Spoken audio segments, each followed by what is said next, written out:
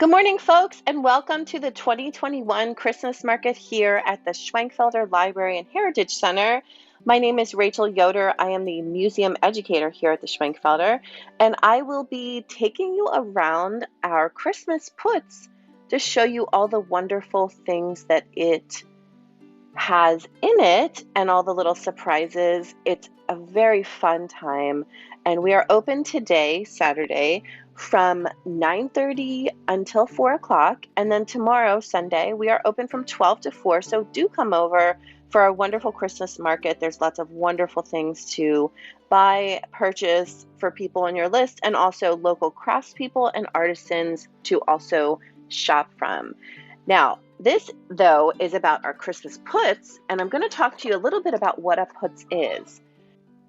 Some folks out there may have heard of a Putz, or some people may have even had a Putz when they were growing up. So I'm going to talk a little bit about that, and I'm going to use a description from our wonderful Curator of Collections, Candace Perry. What is a Putz? A Putz is a Christmas garden or village that was created of sometimes store-bought, often homemade, miniature figures and scenery that was constructed for the Christmas season in homes and businesses. The Putz is rooted with the Pennsylvania German Moravian group, which created what we would refer to as a nativity scene or creche, but was known as Krippe in German, crib in English. The focus of the early Moravian Putzes were the nativity scenes. The other additions of all sorts of buildings and figures would evolve later.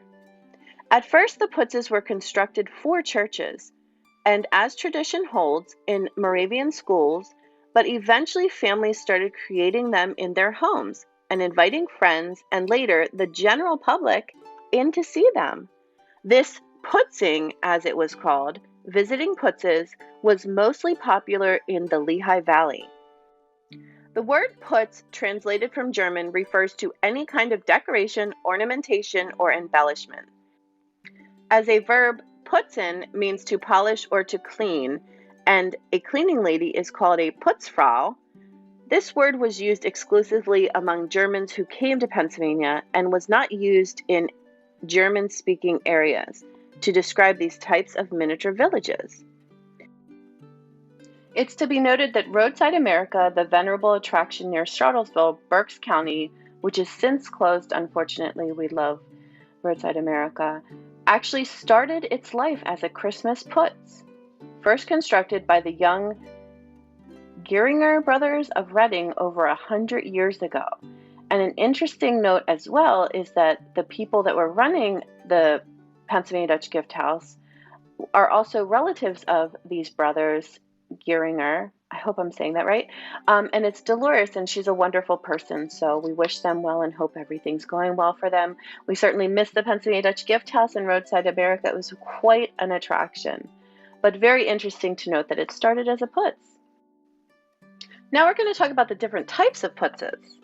So first is the paper house Putz, and these were sold in 5 and dime stores. For example, F.W. Woolworth established the first successful 5 and dime store in Lancaster, Pennsylvania in 1879.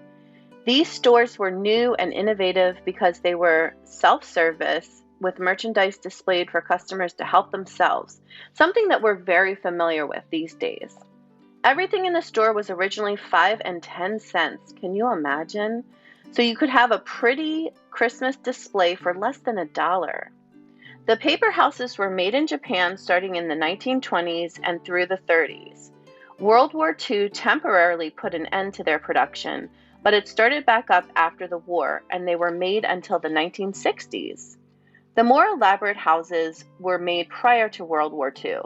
The houses in the orientation room Putz are examples of the better houses, made of lightweight cardboard, tissue paper, and mica glitter. The next type of Putz we're going to discuss is the Alpine Tyrolean Putz. The Alpine-themed Putz is only second to the traditional nativity scene as popular subject matter for miniature Christmas villages. That may be due in part that one of the centers for wood carving and figure making that was especially known for nativity scenes and saint statues was the Tyrol region in present-day Austria, bordering on Italy. Many of the light buildings made in Germany and Austria have an alpine look to them. They don't look like farmhouses in Pennsylvania.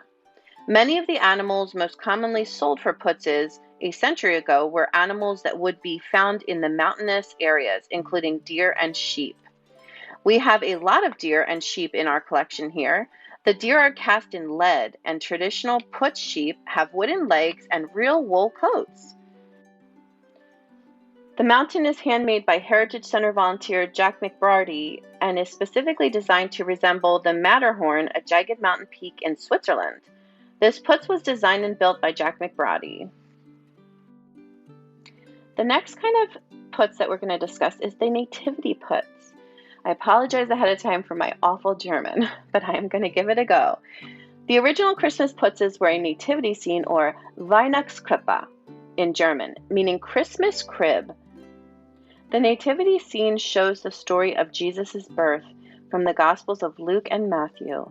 The making of the figures for traditional nativity scenes is said to have started in Italy in the Middle Ages, and the popularity spread north. These scenes grew beyond the manger or the crib scenes and grew to include villages with local people and animals. In Provence, France, by the 1700s, miniature plaster or clay figures called santones were made for nativity scenes and to depict local peasant life. In German-speaking areas of Europe, the nativity scene was called the Weihnachtskrippe.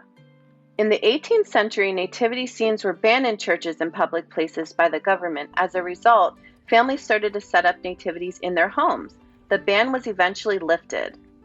The Moravians, a German-speaking Protestant religious group that came to Pennsylvania in the 18th century, are believed to have brought this tradition of the German Weihnachtskrippe with them.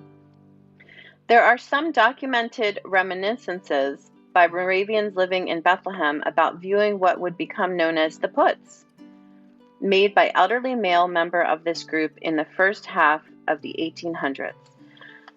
The community would visit these Putzes on Christmas Eve. The Moravian Putzes featured the nativity scene with all the essential figures and were additionally decorated with moss, rocks, and other natural materials. Over time, Putz makers expanded their scene to include farms, villages, and villagers, and by the 20th century, the Putzes reflected all the technology of modern age. Most popular in the Lehigh Valley, local Putz makers created all kinds of fantasy lands in miniature, often electrified and with special features. The Schwenkfelder Heritage Center Putz was owned and assembled by Dr. Robert Schaefer of Allentown. He had special editions made just for his Putz, including the pyramids and the Sphinx.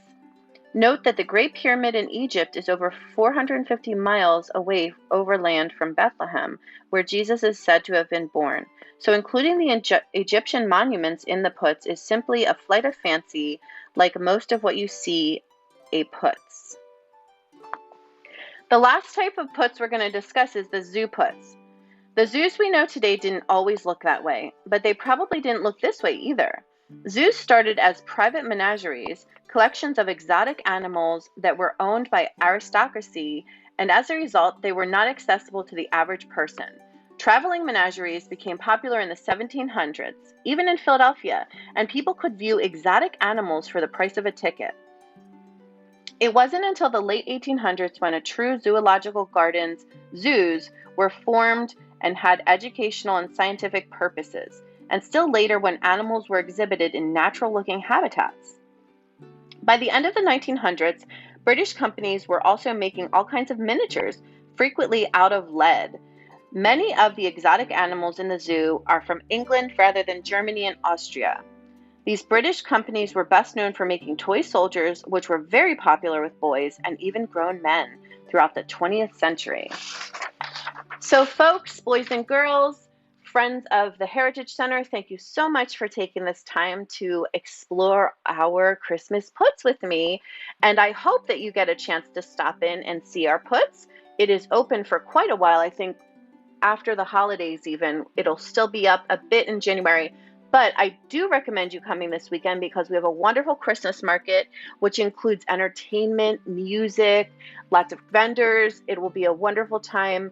Today, we are going to be having on Saturday a group of young student pianists in the upper area of the Heritage Center, which is on the first floor and also happens to be right outside where the Putz is of the room that they'll be playing. So do come and visit and share in the joyful music today, and you'll be able to view the Putz with live music, Christmas carols. It'll be quite a fun time. And then tomorrow on Sunday, we have a special visitor coming, and I can't tell you who it is, but I'll give you a hint.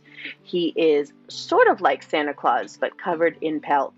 So there you go. And a wonderful presentation, musical performance by Dave Klein. He will be here from 1 to 4. Do stop in. We hope to see you soon, and be well, stay well, and we can't wait to see you. Have a wonderful day. Mach's gut.